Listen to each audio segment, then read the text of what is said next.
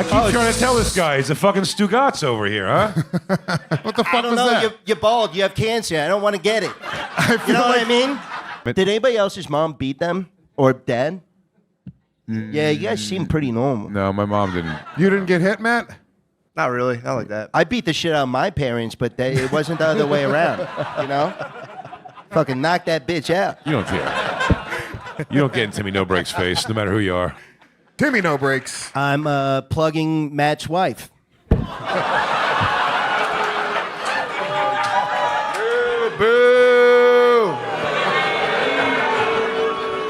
Hey, work's work. Yeah, I get paid. Matt McCusker's wife walks up to Timmy No Breaks and just fucking clocks him, dude. Clocks him. Full clock, bro. Really? Clocks him, dude. Bang. So how does the most fearless guy in that whole building end up getting clocked in a hallway a couple hours later? Back up, if you've caught Kill Tony anytime in the last year or so, you already know this guy. Leather jacket, Jersey accent thick enough to spread on toast. Calls himself Timmy No Break, and the name is the entire act. There's no line he won't cross, nobody in the room he won't go at. Host, guest, the crowd, some random bald guy in the front row, doesn't matter. He walks in swinging, and he does not stop. And that's the whole thing. It works. People love it. He built a career off being the most reckless guy at the table, the one with no break. So a couple weeks back, I sat down with the tape because this is the night that character finally caught up with him. And I don't mean he got booed. I mean the story going around is that after the show, backstage, Matt McCusker's wife walked up and clocked him. The guy who never stops running his mouth, dropped in a hallway by the one person he never saw coming. Before we go any further, let me be straight about what's actually solid here, because it matters. Every joke you're about to see is on tape. That part's not up for debate. Timmy himself has said, on a podcast and on his own Instagram, that he got punched in the face. And Sam Tripoli, a comic who was in the building that night, is the one who puts a name on who threw it. What nobody has is video of the actual swing, or a single word from Matt or his wife. So I'm not going to sit here and tell you a camera caught her doing it. What I'm telling you is the jokes are on tape, the guy who got hit says he got hit, and Sam supplies the name. Watch how the night actually went, and that punch stops feeling like it came out of nowhere. Because this is a guy who talked himself into getting clocked, one joke at a time. So let's watch him do it. So the second this guy sits down, it's on. And this is way before Matt's wife even comes up. But you can already read him like a book. He struts in like he owns the place. Like the whole room's got to answer to him. And he's throwing hands at whoever's closest. The hosts, the other comics, doesn't matter. He'll take a swing at anybody. And here's the kicker. It keeps working. Just watch. He licked his fingers before he turned the page. There you go. All right, gay guy, keep going. Very good. Very good. Save it for your part, Timmy, in which you've gotten, You're not even on the show, you've Tom. gotten You're zero an accessory. laughs during the main part of the show. I've been killing it with everybody. Why is your face so red? Is it because you're mad you're gay? Good one, Timmy. Look at the roar you just got. Well, you're talking over me. You're stepping on my punchlines. I will end your career Tone, right I now. am done with the show. I'm doing Story Wars full time now. Perfect. Timmy is the name of a man who plays with crayons. You're fucking, dude, you're playing with fire right now, Lewis. I'll kill you. I'll kill you. Dude, you're about to get Texas dragged by an IROC. I use markers. I don't use crayons. Okay? And now in the lead with 13 points, Timmy No Breaks. Holy shit. Holy shit.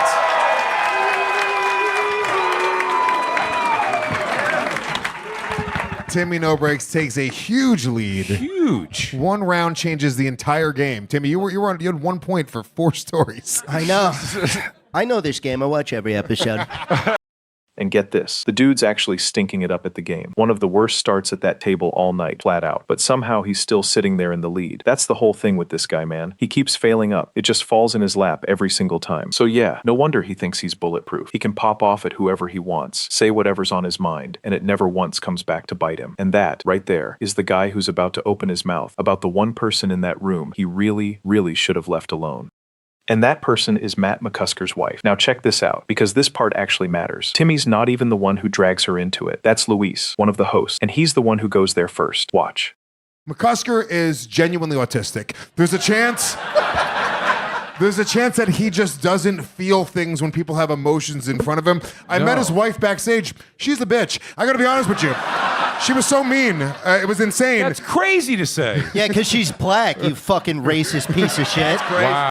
You catch that? Run it back. All that stuff about meeting the wife backstage and ripping on her, that's the host. That's Luis doing that. And Timmy, same breath. He's the one jumping in playing the hero, calling Luis out, acting like he's the guy sticking up for her. Real cute. But here's the whole ball game. Everybody else at that table takes their one little shot and lets it go. Not this guy. Timmy plants a flag in it. He decides right there that Matt's wife is his bit for the rest of the night. And let me tell you, this dog is not letting go of the bone. Just watch him keep going back to the well. Timmy No Breaks. I'm plugging Matt's wife. Boo!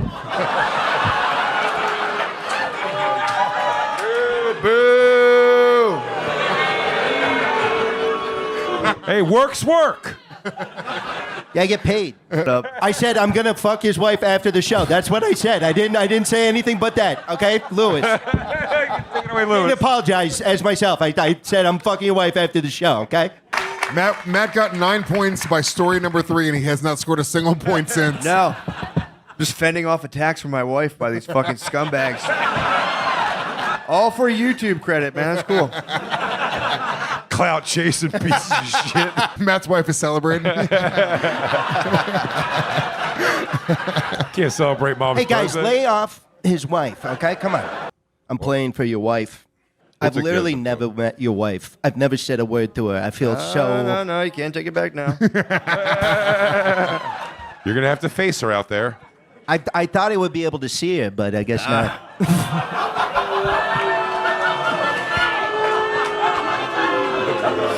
Wow. The bit is slowly taking over.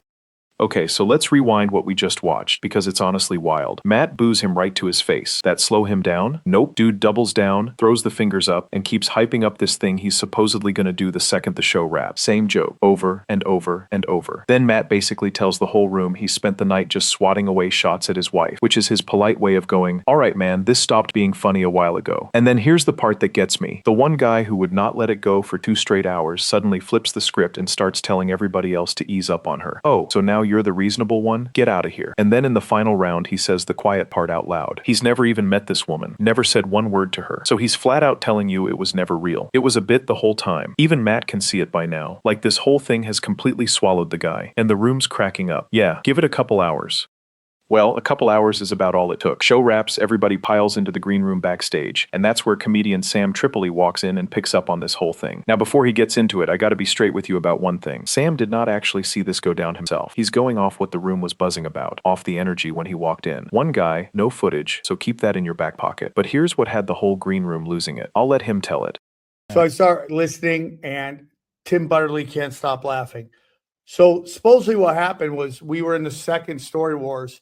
The first Story Wars, Timmy No Breaks, Matt McCusker are on the panel with a chick. I can't remember who it was.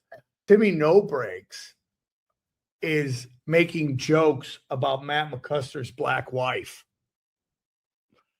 And Matt is like, dude, you're going to get you're going to get punched in the face, dude. If you keep doing this, you're going to get punched in the face. And he I don't know how long it lasted, but he made a couple jokes. Anyways, afterwards, Tim Butterly on the show on Story Wars. Okay. Afterwards, Timmy No Breaks and Tim Butterly are talking in the hallway at the comedy mothership. When fucking dude, I normally wouldn't tell these stories, but it's so fucking funny. Matt McCusker's wife walks up to Timmy No Breaks and just fucking clocks him, dude. Clocks him, full clock, bro. Really? Clocks him, dude. Bang. She used to be a cop, dude. She's very pretty. Used to be a cop. She gets boom and just full gets him, dude. Hits him. He's kind of shocked. They break it up. So get this, even Matt saw it coming, straight up warned him, told him to his face he was going to get popped if he kept it up. And Timmy, being Timmy, no break, kept right on going. And that's how you end up eating a full punch from an ex-cop in a hallway. Never saw it coming. Just sit with that picture for a second. All night long, this dude's got the mic, the crowd, he's up in the lead, king of the room, saying whatever he wants to whoever he wants. And the one person he'd been running his mouth about for 2 hours, somebody who wasn't even at the table, wasn't in the game, didn't have a mic on, walks right up and catches him clean. No comeback, no clever little tag, nothing. building. They're pulling people apart before he even knows what hit him. Now, here's where this stops being just a rumor. And look, I get it. You could sit there and go, that's one comic telling a story he heard secondhand. Who cares? Fair enough. Except Timmy has never once denied it. Matter of fact, he's backed it up himself twice, on camera. I didn't even get invited back. They used my picture to promote it, and I'm not even going. It's disgusting. It's absolutely disgusting. So no invitation? You're not like, hey, let me do a spot? No. Well, I asked. Oh, you asked and they said, okay. Yeah. Oh, that hurts more. I know. Where?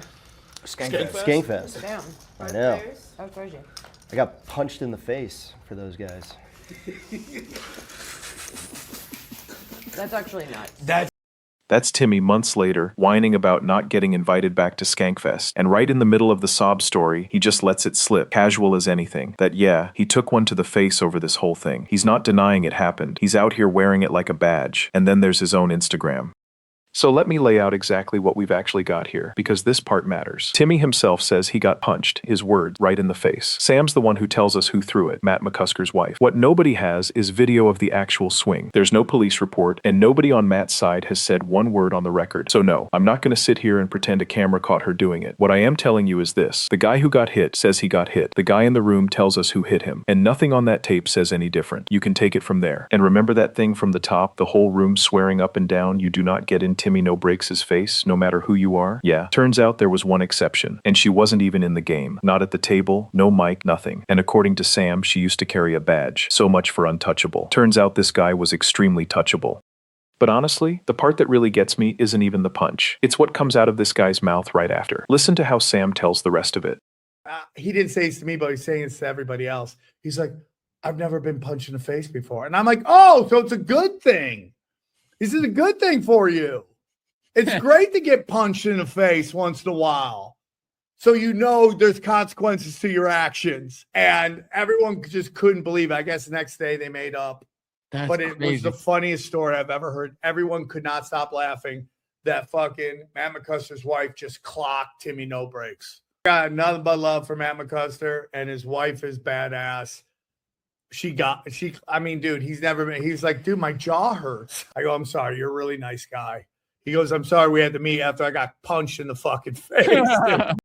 50-some years walking around talking to people however he feels like, and it turns out he's never taken a real punch in his life. First one ever. And it comes in a hallway from a woman he spent the whole night pretending he was gonna steal. And the room, nobody's rushing to his side. Nobody's gasping. They're dying laughing. And that's the whole thing right there. The guy who spent 2 hours running the room turns into the thing the room can't stop laughing at. He made Matt's wife the punchline all night long, and by the end, the punchline's him. And then the next day, he's gotta go track Matt down and smooth it over, walking up to strangers with a sore jaw, saying sorry for a bit he was so sure made him bulletproof. That, right there, is about as humbled as a man can get. So here's where it all lands. Remember what Matt said near the end there, about the bit slowly taking the guy over? That was the whole story. Called it before it even happened. Timmy couldn't tap the brakes even when Matt handed him 3 separate warnings and the crowd was basically begging him to quit. The very thing that made this guy, the fearless, zero consequences, say anything act, is the same thing that got him clocked in a hallway. Because no brakes is a killer gimmick, right up until the second you actually need to stop. And this whole night was Timmy finding out the hard way, in front of everybody, that the brakes were never optional. He just never bothered to put any in. Fearless all night, humbled by morning. Turns out the one thing his character couldn't survive was somebody who wasn't in on the game. But here's what I keep chewing on. He's already out there calling it a badge of honor, took one to the face, and says he'd do it all again. So did he actually learn a single thing that night? Or is a guy whose entire act is having no brakes just gonna keep on driving till the next person decides they're done being his punchline? I don't know. You tell me. That's it for me. If this made you look at the whole thing a little different, do me a favor, smash that like, hit subscribe if you're new, and drop your takedown in the comment, because I actually sit here and read them. Catch you on the next one. Peace!